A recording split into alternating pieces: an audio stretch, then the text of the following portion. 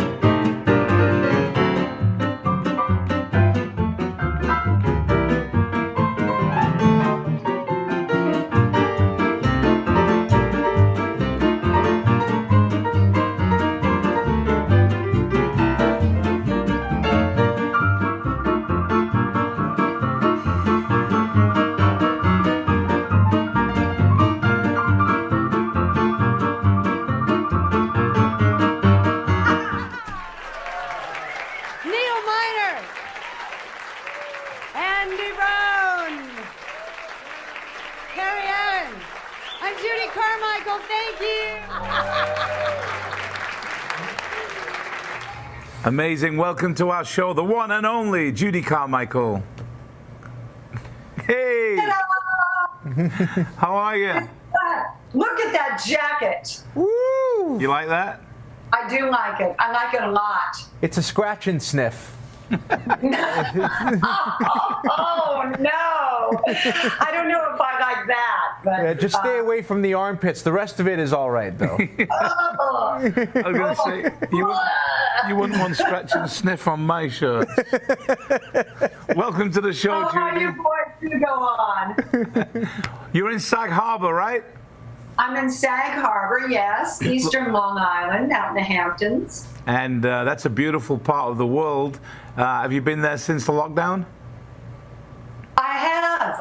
I did my last gigs in March, like everybody, and in Los Angeles and San Diego. And then I came home, and in a few hours, everything was canceled or postponed. And so I've been here ever since. But I feel fortunate. I can't complain. I'm in a beautiful spot. I'm playing tennis every day. Nice. And so while the music goes on hold, the tennis gets even bigger and bigger. So I'm, something else to do. Good for you. We'll call you Judy Agassi. We start off TAD Talk all the time with 3 random Nick Davies questions. Over to you. Yes. All right. I'm ready. First I question. think I'm ready. What is one random fact about you that people may be surprised to hear? That I've been kissed by both Paul Newman and Robert Redford. Oh my God. At the same time? I knew you were going to say that. No, different times. Different times. A few years in between. That's awesome. I'm not telling you anything else. Just that's. I mean, you don't need anything else. It was quite a moment. Both of them. I bet. My dad tells a fabricated story about how who was infatuated with It you? is not fabricated. This is the short version. I'm playing piano with Anne, and we are there at Mastro's City Hall Steakhouse in Scottsdale, and Britney Spears was having dinner there, and she was walking out with I don't know how many security guards, and as she walked past the piano, she stopped and asked them to stop, and she looked at us, she put a thumbs up, she blew me a kiss, and she left. Anne said she didn't blow the kiss, but that's what I remember. I believe that she blew the kiss. Yes. I think. I've heard that story 17 to 22 times now, and it keeps changing every single time. Last time there were no bodyguards that she told to stop. The first time I heard the story, she was just walking through, turned to look, and then left. So it's really adapted and grown into something that my father really wants to believe. One of the stories was the baby's mine. Oh no! Well, I will tell you, this is funny. My Paul Newman story. This was my first job in New York, and it was one of those old-style New York bars with piano rooms in back, and it's a long room, long bar, a little foyer, and then the piano room. And I was on my break, and it was a real listening room, but I was very nervous. I was very young, 1986, I think. 86, probably 87. So I never even looked up from the piano. I'd say, now I'm going to play this. And then I'd look back down and do that. So even though everybody was listening, I wasn't looking and focusing on the audience. And beautiful little club. Anyway, so I'm on the phone in the foyer on my break. And I see Joanne Woodward walk around the corner with a smile on her face and smile at me. Then she stands off and Paul Newman walks around. And I'm talking, and I said to my friend, I said, oh my God, Paul Newman, he's coming up. He's coming right next to me. Oh my God. And he brushed my hair back, whispered in my ear, you're wonderful, and kissed me. Woo. And then walked away. And it was a moment. And, you know, the look on my face must have been priceless. And my friend on the other end of the line is saying, what happened? What did he do? And I'm like, he kissed me. So I believe the Britney Spears story, because that's mine. We have these stories. Yeah. Nick, don't spoil this. She still talks about me to this day. She told me about you, actually. Yeah. She mentioned it. Good. Yeah. We'll just leave it right there. I like it. He wouldn't call her back, and that's why she shaved her head that time. She was just distressed that my father would not give her the time of day. Oh, my God. But anyway. All right. I'm ready. That was just the first question. Oh, my Question word. number 2. If you could perform a dueling pianos act with one pianist who has ever existed, who would it be? It has to be Fats Waller, because he's, you know, just great, one of my heroes, and and plus he had such great joy and just everything about him. It would be Fats Waller. Yeah. Nice. Not Fats Domino. Not to be confused. No, it's very different. For people who don't know, Fats Waller wrote Ain't Misbehavin', Honeysuckle Rose.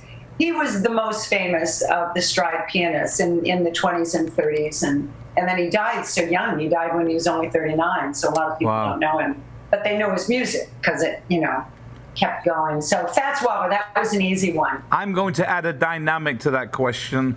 You and Fats Waller are sat on the piano stool together, but you can only use one hand. Who's taking the left hand? Who's taking the right? Oh, that is a really good question. See, I like doing the left hand, but his hands are, even though I can reach a 10th, his hands are gigantic.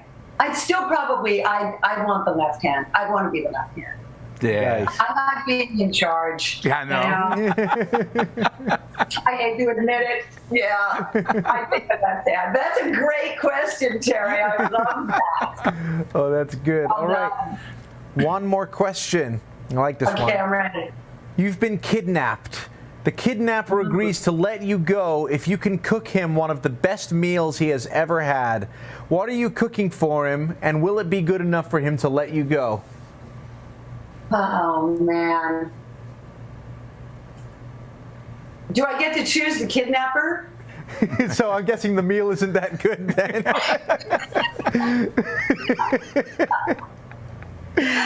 So the kidnapper is, let me see, Antonio Banderas. Okay.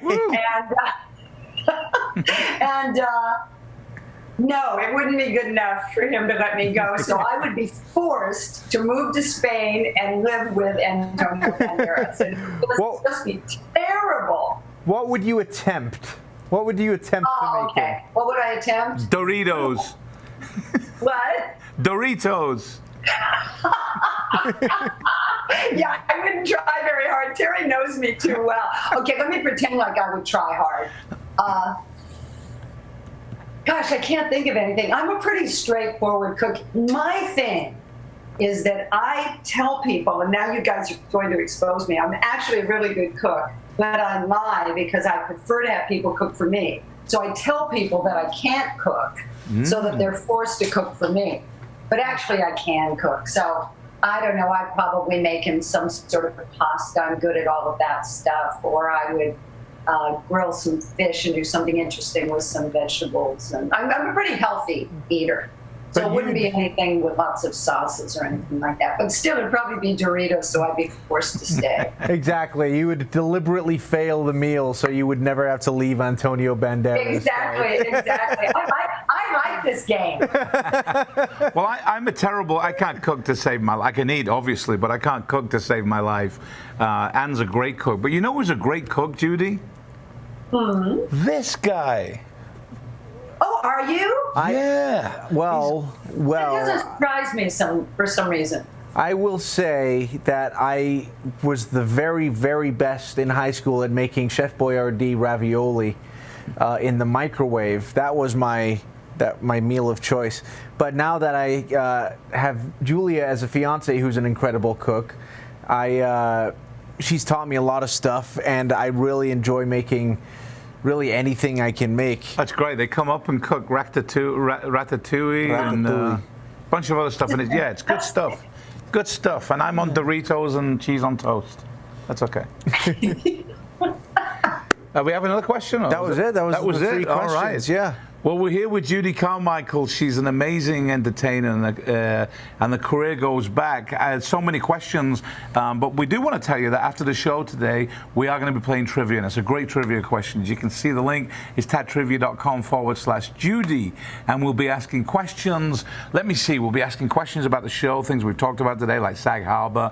We're going to be asking questions about her show, Jazz Inspired, where she's interviewed some great people, and we'll also be asking some general music questions, like, for example, who she would like to share that piano stool with if she was going to do dueling pianos. But I have a question for you, Judy, and that is the Disney days. When were they for you? When you were, I believe, the only female pianist on that stride piano on Main Street. Is that right? Yes, I'm very proud of that. I'm the first woman instrumentalist ever hired by the Disney Corporation, which is pretty extraordinary when you think about it. Yeah. And I don't think, to be honest, I don't know that, I think they would prefer that I were a man, and because everybody, all the musicians were men, but I played a particular style of music that they wanted for that spot. I played ragtime and what they called honky-tonk, like old turn-of-the-century music, and I would sneak in my jazz as people were walking by. So I did that in the I can't remember exactly when I probably got the job in '79, I think. Okay. And left. I was living both in New York and Los Angeles for a couple of years, but I moved to New York in '85. Okay. So I, left Disney at that point. But I worked there for a solid 5 years, and had lots of adventures, met lots of interesting people. I'd say one of the greatest things about that job was that when I worked there, they had the big bands come every summer. And so a lot of the people that I wouldn't have gotten to hear, because some of the clubs in Los Angeles at the time were dangerous for a girl to go by herself, definitely a white girl, frankly. Yeah. And none of my friends ever wanted to go with me. And so this way at Disneyland, they would have the Basie Band come for a week, and they'd play 5 nights in a row. They had Buddy Rich come, play 5 nights in a row. So I could play my sets and then run over and hear Lionel Hampton, Sarah Vaughan, all of these people. So it was fantastic. And I got to know a lot of those people because of those circumstances. Yeah. Wow. I remember going to Disneyland. My first time was in 1984, so I probably walked by. Yeah, you got saw me. Yeah, I would have done then. But I love everything Disney and love what Walt Disney stood for. But different time then, a different... it felt different being in Disneyland. It felt less corporate. Even though Disneyland I still love now, it seemed back then it still had Walt Disney's hands all over the park still. Would you agree? I agree. It was very different because it was more like a world fair, and I admire that. You know, they had corporations. They were very savvy. They'd have a corporation would sponsor an exhibition, but it would be educational. And it would be like Monsanto had an exhibition, and they would be rides or they would be something like that, but you were always learning something. And Disney that was his philosophy about everything being educational, and it was ahead of the times on a lot of the things that they were doing in terms of design, and a lot more music. There was music everywhere. So all of the musicians I know who work there, we all consider ourselves tremendously fortunate that not only that we had a gig that gave us all this time to practice, but that we were exposed to so many great musicians. So we could learn so much. I mean, it was a fantastic opportunity, really. Yeah. And you learned a lot about being professional there. And it was a great experience for me. Great experience. And it was a blessed time. It was very different than how it is now. It's much more commercial. There were fewer things that were all about selling things. Mm-hmm. It was really, there were shops, definitely, but there was more what I consider the entertainment aspect than selling product. So that really has changed. Absolutely. Did you have any interaction there with a band played in the Horseshoe, I believe, called the Billies? Do you remember the Billies? No, that might have been after I left, but because I knew the people who were in the Horseshoe. But it was the class of '27. There was one that was called, and there was another show. But I knew a lot of those people. But you might. Do you know Dick Hardwick? Dick's on our roster, and we represent. I actually spoke to Dick a few weeks ago about coming on the show, and he talked about the Disney connection with him. Yeah, it's because we knew each other then. So that was one of the you need to check them out though. Billy Hill and the Hillbillies were their name. Yeah. And they took rock and pop songs and changed them into hillbilly bluegrass versions of all of these famous songs, and it's just awesome. They took Ticket to Ride from the Beatles. They did No Matter What from Badfinger. I Want You to Want Me. Just all of this great stuff. It's awesome. If you can find, it's hard to find their CD, but if you can find it, you need to check it out. Yeah, very good. Great. What year were they there? They were in the Horseshoe? In the Golden Horseshoe Review? I think they left and they left. They went over to Knott's Berry. Controversially, they let them go about 4 or 5 years ago, maybe a little less than that. And I think they'd celebrated 30 years at Disney at that point. A lot of people stay there a long time. Yeah. I mean, I was really unusual that I left. I moved to New York, and my career was taking off in concerts and festivals, so I left. But most of the guys stayed a long time. Dick stayed there much longer than I did. Dick Hardwick. Yeah. I want to make sure there's a couple of things I definitely want to talk about with you, Judy, today, because I want to touch on it. One is jazz-inspired, obviously. But the question I've got, that's your show, your podcast where you interview many different people. But I've got 2 questions about that. One, if you had to pick one previous guest that you would like to re-interview again today, who would it be, and what would you ask them that you didn't on your last show? Wow, that is really interesting, because I've been so fortunate. I mean, it's my 20th year this year. I'm very proud of that. So it's been on a long time. How many episodes? I don't even know. I don't even know. I mean, it's a weekly show, so it's a lot. I mean, I've repeated some now I'm doing that because it's the 20th year, so I'm going back and revisiting some things. But wow, I don't know. I can't think of anybody that's really interesting to think about. Because a couple of people I've had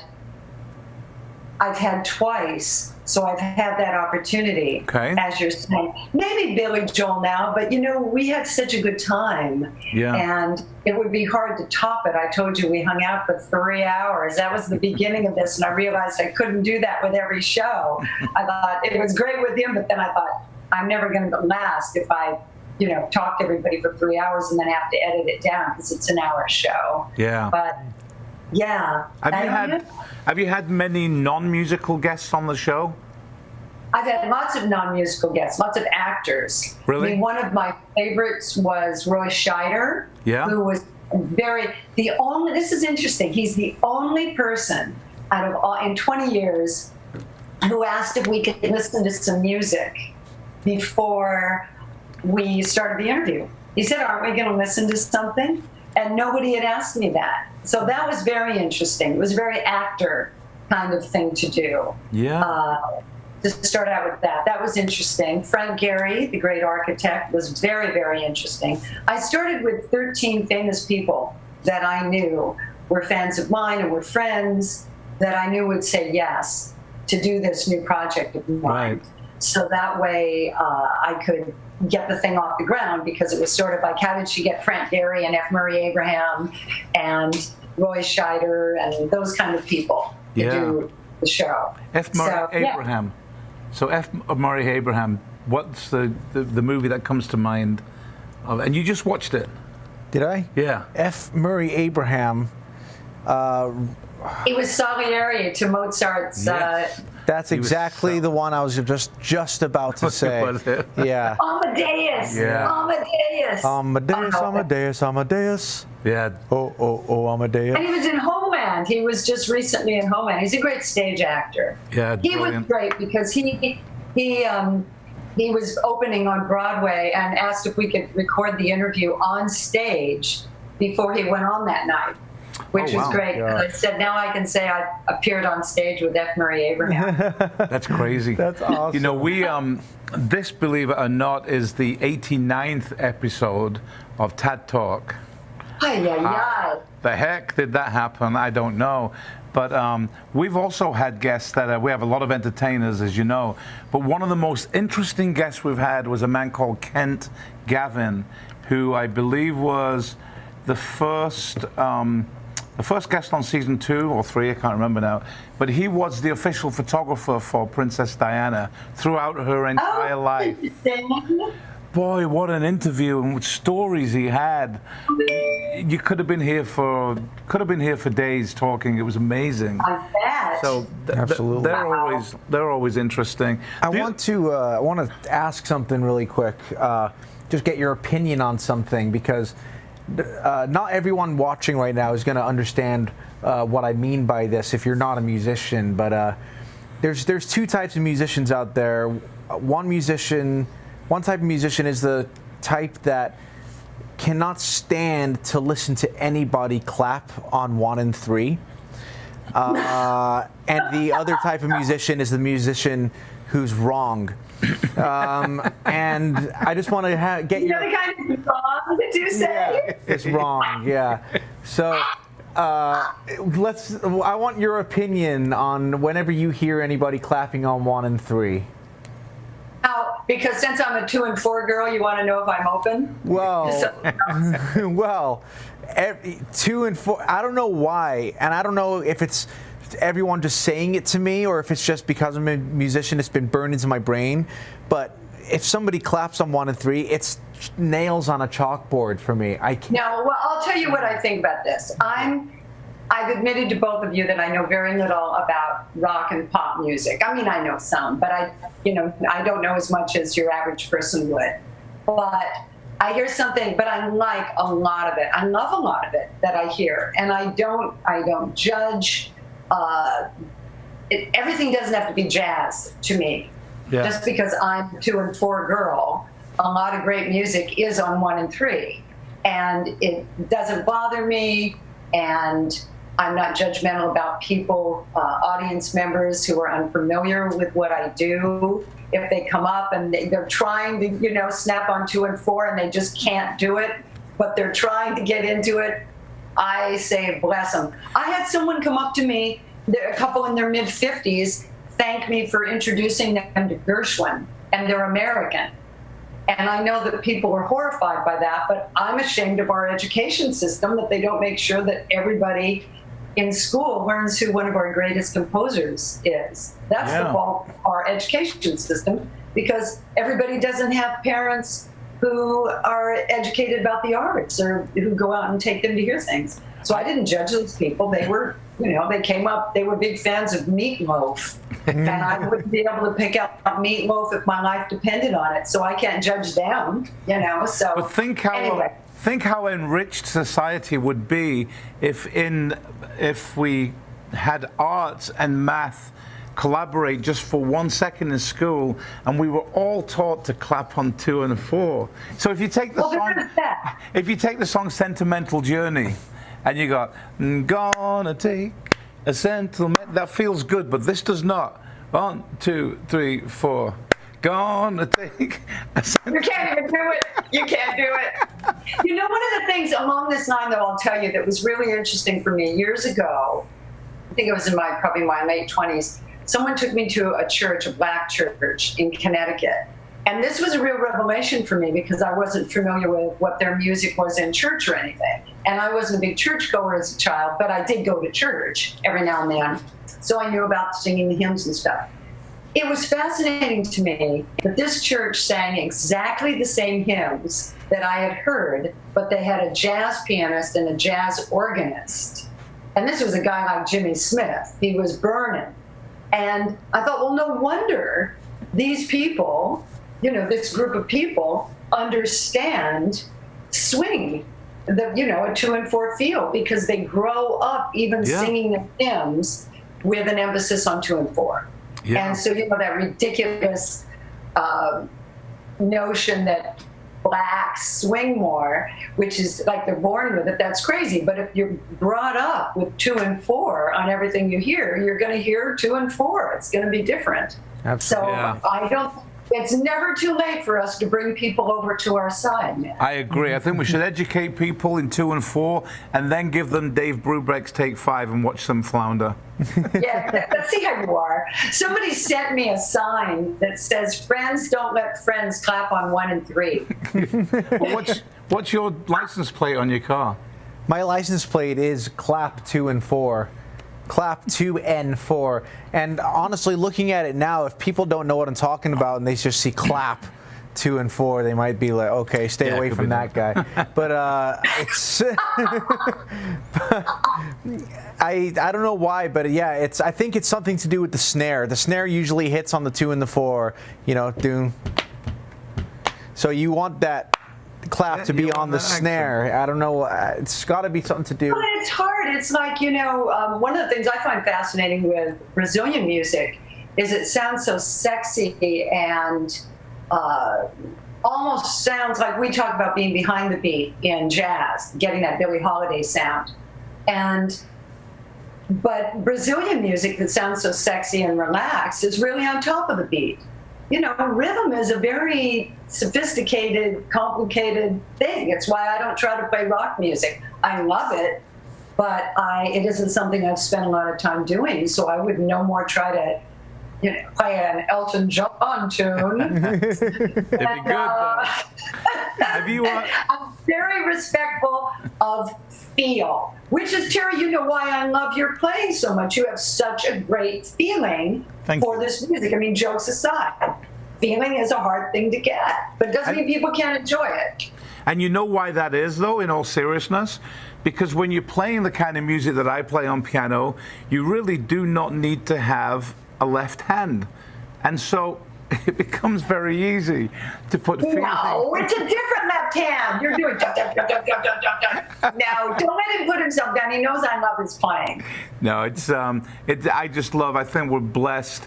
You take the world, especially with what we're going through, and just to be able to play music, it's great to do it for others, obviously, if we can bring joy to others, but there is nothing better than being able to just sit down and play.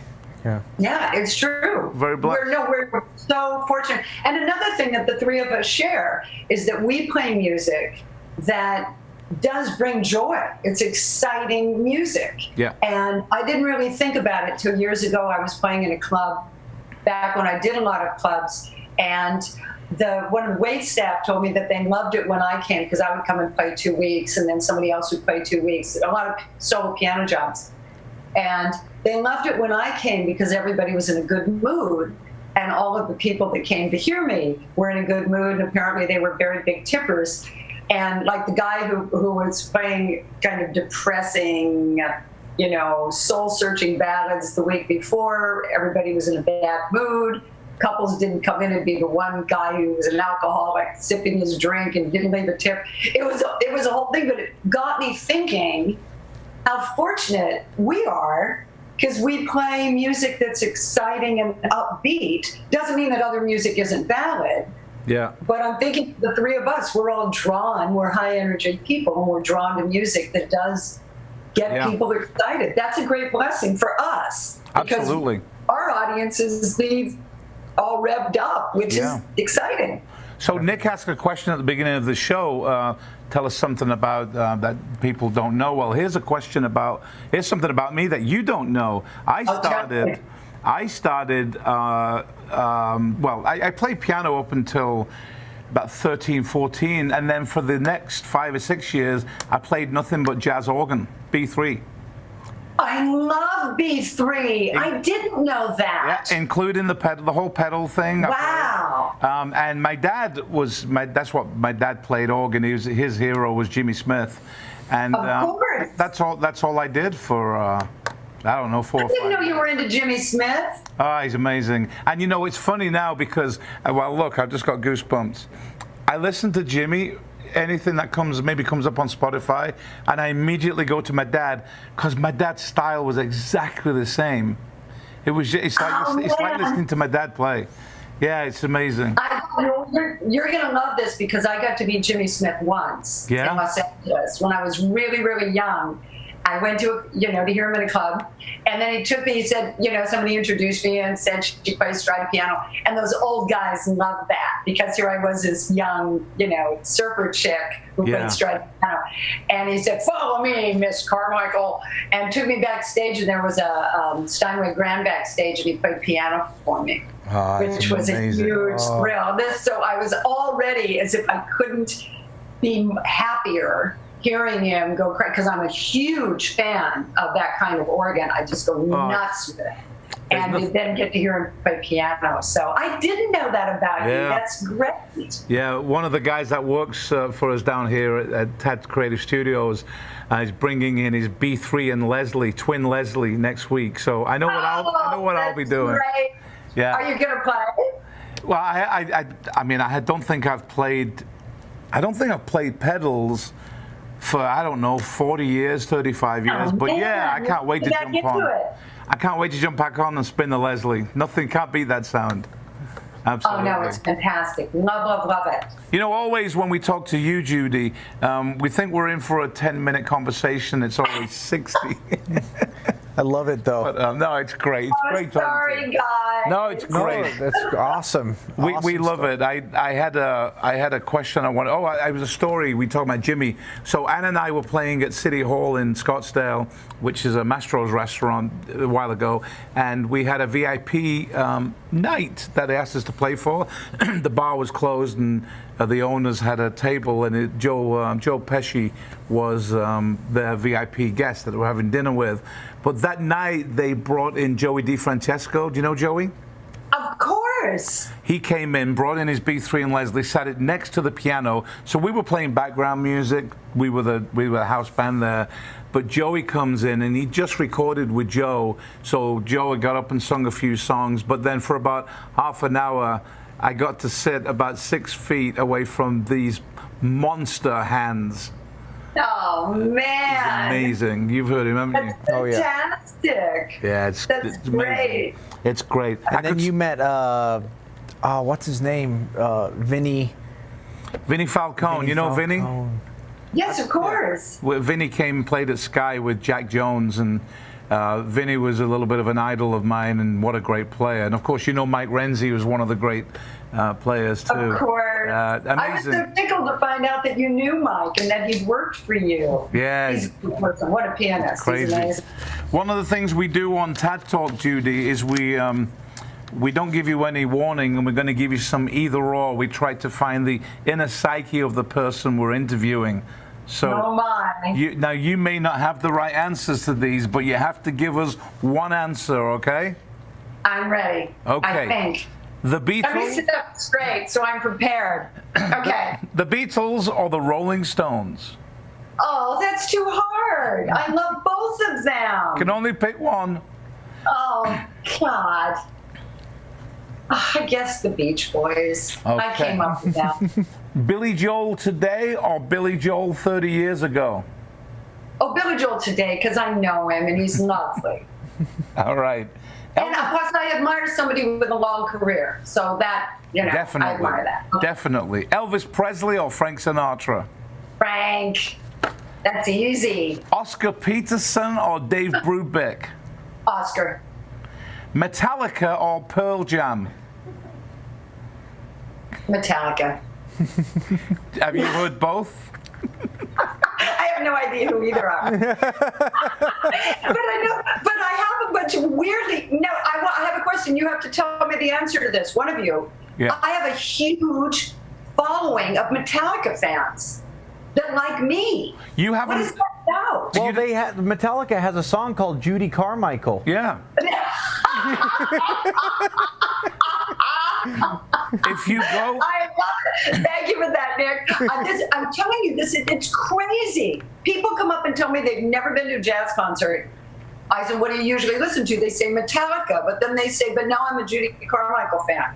So I just said that because I don't know. I mean, Nice. I've heard of both of them, but I don't know their music. Well, here's another one. The Beach Boys or the Monkees? Wait, didn't you already say the Beach Boys? Say again? Nice. So earlier you said the Beatles or the Stones. Yeah. And she said Oh, the it Beach was Boys. the Beatles or the Stones. I'm so sorry, I misunderstood you. Oh, I didn't get okay, that. the Beatles or the Stones, I'll say the Beatles. Okay. Okay. All right. And the Beach Boys or the Monkees? Oh, the Beach Boys. That's Okay. easy. Beyonce or Rihanna?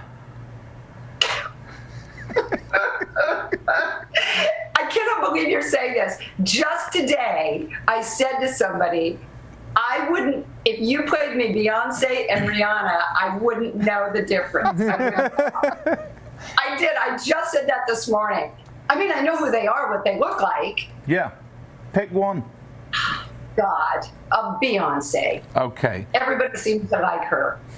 Paris or Rome? Ooh, Paris.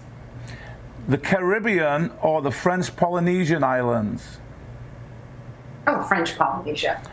Australia or New Zealand? Oh, that's really tough.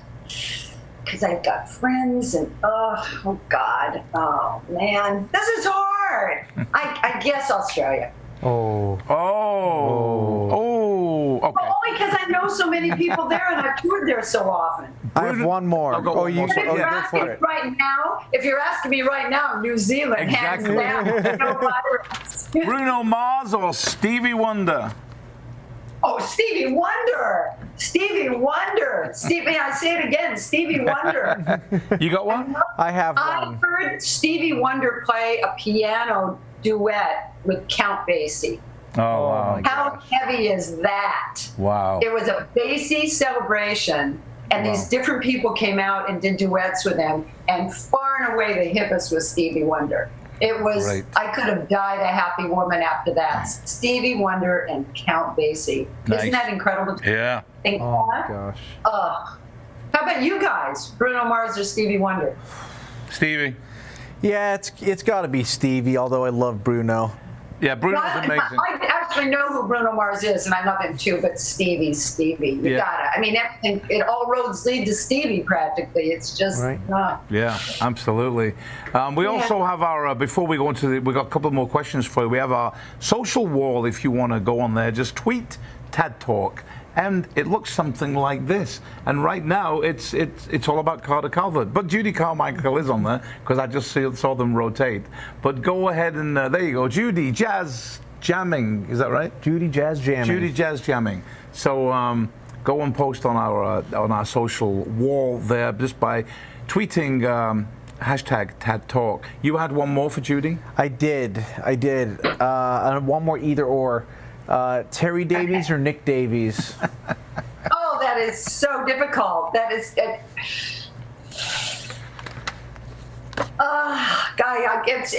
Some choices cannot be made. Yeah, you just can't choose. I get it. I totally get it. I know which one I would pick. Okay, we have some either-ors that are not so easy.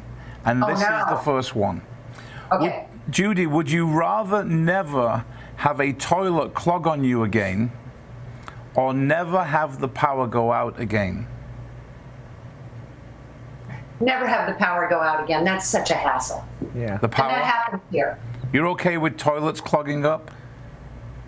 Well, I'm not okay with it, but it's not something I relish. On the same kind of bathroom humor, would you rather never have to clean a bathroom again, or never have to wash dishes again? Oh, never have to clean a bathroom again. I like washing dishes. It's very therapeutic. What? Really? Yeah. For a girl who's on the road 200 days a year, I just clean. I know, I love it. It reminds me of being home. I put music on. No, I'm fine with that. But the bathroom, I don't need to clean another bathroom. Yeah. No, I'm the same. Well, this has been an amazing show. I mean, we could talk so much. I wanted to touch on, and I think I will, even though we're over time a little bit, being a Steinway artist. When you found out you were going to become a Steinway artist, what did that feel like, Judy? It was fantastic. And I've been a Steinway artist for a long time, since 1985, believe it or not. I'm quite proud of that. When I became a Steinway artist, I think there were probably only maybe 1,400 Steinway artists. Wow. And maybe only, I don't know, 15 that were jazz people. I may be wrong on that, but it was very few people, very few. It's a great honor, because being a Steinway artist it's an honorific. You already have to own a Steinway before they ask you. Yeah. So it isn't that they're giving you or they're paying you. I mean, I'd already turned down Yamaha in my early 20s, and they were going to give me a piano and a lot of money. And I said no. And I didn't own a Steinway at the time, but I preferred it. And so I did get a Steinway, and then I was surprised. They called me and asked me. And they've been very, very good to me. I've done a number of films for them. I've done television. They've called me and had me do a lot of things representing them, and but sending pianos and things like that. And I much prefer it, the piano. It actually is my favorite piano. Well, you definitely perform magic on that piano, that's for sure. Always an admirer of you as a person and as a player, Judy, without a doubt. Thank you. Thank you. We are going to leave you. Nick's going to leave you with 10 questions. This is a new one for him, I think, isn't it? All right. We're gonna test this out. You're our guinea pig for this one, Judy. So I'm willing to be a guinea pig. So I'm gonna give you 10 names of 10 musical artists, and I'll try to stay away from pop. And you have to tell me whether their piano playing is better than their songwriting, or if their songwriting is better than their piano playing, or if their piano playing and their songwriting is right at the same level as each other. I like it. I like it. This All right. is hard. I think I've got some good names in here, though. All right? All right, I might have to call in Terry as my lifeline. That's all right. I'm ready. Call a friend. All right, here we go. Scott Joplin. Oh, that's really tough. Oh, okay. I know my answer to this. What is your answer? Equal? No, songwriter. Composer. Yeah, I think songwriting. Composer. I'll say composer. Composer. Terry and I concur. Yeah. Yes. Yeah. All right. Billy Joel. Oh, songwriter. He's a great pianist too, but I think He is a songwriter. great pianist, but I think Billy would say songwriter. Yeah. Yeah. He's an amazing and underrated lyricist. Yeah, I agree. And I think, but I love his piano playing too, but I think Billy would probably say his songwriting. Yes. Dave Brubeck. Ooh. Gosh, this is hard. I'm gonna go with player. You know, it's funny. I would have said songwriter maybe. Really? But let's do equal. Yeah. We'll Oh, say yeah. equal. We got an equal. Yeah. Yeah. Yeah. We'll take Yeah, the equal. Equal. We'll All say right. equal. John Lennon. Oh. Without You know, I'm assuming songwriter. I don't really. You would be a better judge of the other things, but I'd say songwriter. Much better. John's the only person I know who shudders at the thought of competing with my left hand. So definitely songwriter. Oh, no one can compete with you, Terry, except maybe that jacket.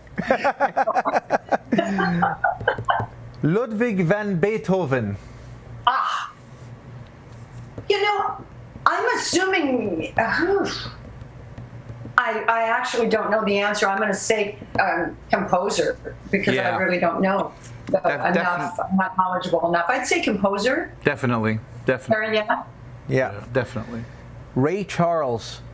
Oh man. Ooh, I want to say piano playing because I love his piano playing so much. What do you think, Terry?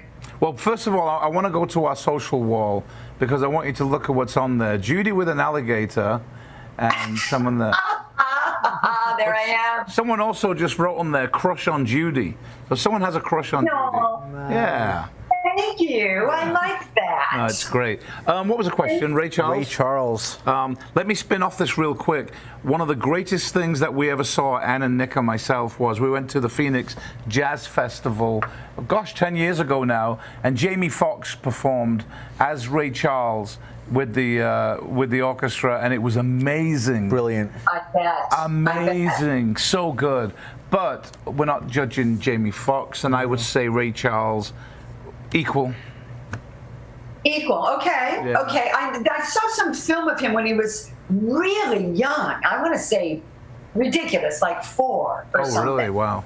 And already he swung harder than anybody. Wow. You talk about having it in your bones. I mean, it was almost creepy that he was that badass. Can I say that on your show? Yeah. Absolutely. Have a 4-year-old be a badass piano player. I mean, it was kind of mind-boggling. That's that great. that's possible. Anyway, continue. So you would say I understand. you would say piano player then for Ray? Well, I was saying that, but I'll go with equal. I mean, Equal? I know it's really hard because he's such good. I'm going to say equal. All right, here's a difficult one for my dad. Victor Borge. He Well, wasn't really a composer, was he? he composed some stuff, but he wasn't well known for that. So this is hard because can we replace composer with performer, comedian, Yeah. entertainer? So this is hard Yes. because he was, for me, one of the greatest comedian performers ever, I agree. and still is.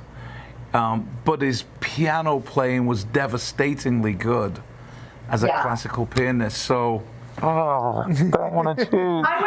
I would say piano, really great, but as a comedian performer, just a teeny bit above it.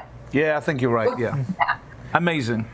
All right. Because there's nobody that can really match him doing what he does in terms of the comedy, and there are other great Yes, I agree. classical players. Yeah, I agree. John Williams. Ooh. Does he play piano? Yes, he does. Wow. Very, very well. He composed all the stuff, obviously. You heard that thing at the end of E.T. As all- I'm gonna say only because I'll tell you my reasoning. I'm gonna say composer, because I would imagine he spends more time composing than pursuing his piano playing. I agree. You know, where Andre Prelin was keeping it all up because he performed all the time. I'll tell you, one of the most incredible experiences I ever had was I saw John Williams and Sarah Vaughan they were doing a performance, and during the day I went to the sound check, and it was with a student orchestra. And so I came early and I heard the student orchestra with the conductor from the school, their teacher. And it was awful. And I was thinking, oh my God, this is going to be a train wreck. Sarah's going to freak out. This isn't going to be great. It was really bad. In walks John Williams. Tap, tap, tap, talks to some people, blah, blah, blah. Suddenly they sound like the LA Philharmonic. It was one of the most incredible transformations I've ever seen. My God. I mean, anybody who thinks that a conductor is just waving the thing, to see him do it, I mean, really, because he'd been listening unbeknownst to me and unbeknownst to the orchestra, and then told them, you do this, you do that, your intonation's off, blah, blah, blah, blah, blah. And they didn't sound like the LA Philharmonic, but they sounded like an entirely different group of musicians. Wow. It was amazing. We saw John Williams and Steven Spielberg. Were you going to tell that story? No, you go for it. We saw him and Steven Spielberg with the Phoenix Symphony. Oh, doing music that he'd done for Steven? Yeah, and it was stunning. But we got to we got to go to the sound check basically. Oh man! And we're sat right by the stage, and he walks in. The guy was 82 years of age, and people are just—it's like royalty. But he stands up, thank you, sit down. I'm gonna play E.T. and they're playing it, and about 45 seconds in, he taps and he says, "Third." Oh no, I'm sorry. It was Harry Potter they were playing, and he said, "Third oboe. This is a children's movie. Play it with a bit more levity." And we're going, this is a 66-piece orchestra. How the hell can you hear the third oboe? Oh my God, that's great. That's Stunning. great. Incredible. That's great. Stunning. So incredible. And you know who John Williams is, a classical guitarist, the British. Do you know who this is? Yeah. I Yeah. heard. I was doing a show for the BBC with my guitarist, with my British guitarist, and the person in the middle was live, and she goes, "Oh, Judy Carmichael, my guitarist," she says, "John Williams in the booth." So I'm thinking it's John Williams, the conductor, and my guitar player knows it's John Williams, the famous classical, guitarist. So he's freaking out. I'm freaking out for totally different reasons. Well, John Williams, the guitarist, had a big pop hit with Cavatina. Exactly. Yeah, exactly. Back in the 70s or 80s. Then a Cavatina? Not that one, no. Not that one, okay. No. And only a few more of these. Okay. All right? Okay. We're doing well, Terry. We're a good team. Freddie Mercury. I love Freddie Mercury. Oh, I forgot what the game was. Yeah, I thought it was going to be Freddie Mercury or the Beach Boys. Okay, so Freddie Mercury as a composer or a piano player. Composer. It's got to be. Definitely. It's got to be a composer. Oscar Peterson. Oscar Peterson. Oh, as a pianist, I think. Yeah. Yeah. He was the best. He was so amazing. He was a wonderful singer too. Do you know about his singing? Do you guys know this? I briefly heard a recording of him singing, but he always hums along while he plays as well. That's his thing. No, but he sang, but he sounded. It was kind of bad luck. His timbre, everything. He sounds exactly like Nat King Cole. Oh wow! And it was one of the reasons that he decided not to pursue it. I mean, because it would sound like he's imitating Nat King Cole. Wow. But he had a beautiful singing voice, but it weirdly sounded like Nat Cole. It's really interesting. Oh my really gosh! Interesting. Yeah, but no piano. And one more, Terry Davies. Terry Davies. Terry Davies. Terry Davies? Yeah. I don't know. I'm a huge fan of Terry's piano playing, but I don't know your composing. Have I heard your composing? I'm always hearing you do. We'll send you some stuff. We'll send you some stuff, Judy, so you can hear it. My vote personally would be for piano playing, by just a hair. Okay. Well, hang on a second. You think my songwriting is absolutely dreadfully pathetic? No, I don't. My Dad's a Fridge is an incredible piece of art. I wrote a song called My Dad's a Fridge. That's a tune. My Dad's a Fridge. The lyrics. I don't know what to say. There was a lyric It's there. leaving me cold. I forgot the lyrics now. Anyway, needless to say. My sister, she's a lampshade. Yeah, my sister, she's a lampshade. She's a bright spark. She switches herself on to keep the kitchen dark. But I don't care because my mom, she's a washing machine and my dad's a fridge. This is material for a psychologist, obviously. Not good. Not good. Oh boy. Oh, that's good. This is a whole, things come out. I've seen it with my own show. Things come out. You find out things about people. You just, you don't know. This is just. I definitely Why didn't you ever reveal this to me before, Terry? I don't have time to tell them my dad's a fridge story, but the punchline of it is that every week for 2 years, for maybe 16 weeks in the summer, we had 2,000 people walking out of a venue, going home, singing My Dad's a Fridge. Maybe we'll tell that story on another episode of Tad Talk. But oh my Judy, word. you are amazing. You're always amazing. Thanks so much for being on the show. Everyone's watching the show, stick around because we do have trivia. It's tadtrivia.com/Judy. Yeah, I hope you've been paying attention. Lots of questions about today's show. Scan that QR code. Let it sit on your smartphone or your tablet. And as soon as this show is over, we'll be going to trivia playing 20 questions where you can win $100 in Tad travel bucks and some signed memorabilia from some of our wonderful artists on the Tad roster. Thanks, Nick, for being here with that wonderful jacket. You're welcome. We're back again tomorrow, Thursday, with another episode of Tad Talk. Judy, you're always amazing. You look like $1 million. It must Thank be you. I have a halo. Look at this. The light has changed. Talking to me is a religious experience for you, man. Absolutely. You're the best. Good luck with everything. Stay safe and healthy. Love you guys. We love you too. Take care. See you tomorrow on Tad Talk. Bye, everybody. Bye.